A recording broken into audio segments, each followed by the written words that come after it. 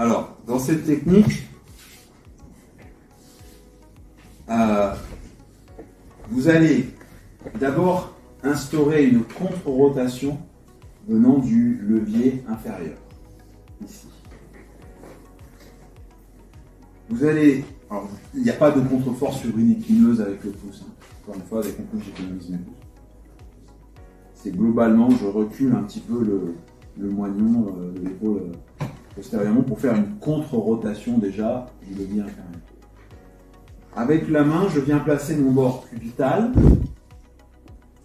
au niveau, alors ça peut être C6, C7. Là, si on veut faire plutôt C7D, on va se mettre sur C7. Et toujours pareil, là je suis, pardon, excusez-moi, en légère fente avant, 90 degrés par rapport à la ceinture scapulaire du patient.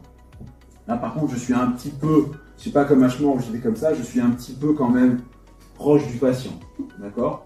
Parce que là, la prise en turban, donc en gros c'est tout l'avant-bras et la main, ça prend un petit peu tout ça et forcément je vais le solidariser avec un peu le pec, d'accord? Le haut de sa tête. Donc, contre-rotation, je viens avec le bord cubital de ma main sur la transverse de C7. Je recule un peu plus, voilà, le bras de levier inférieur. Un petit peu de pré-rotation, toujours pareil, du bras de levier supérieur. Et là, je vais faire pareil, side shift et side bending en même temps en rapprochant le patient. D'accord?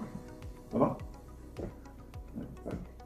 Et après, éventuellement, je fais des petites circonductions pour chercher un petit peu plus la mise en tension. Toujours pareil, je me demande est-ce que ça va. Et à la fin, petit thrust comme ceci. D'accord.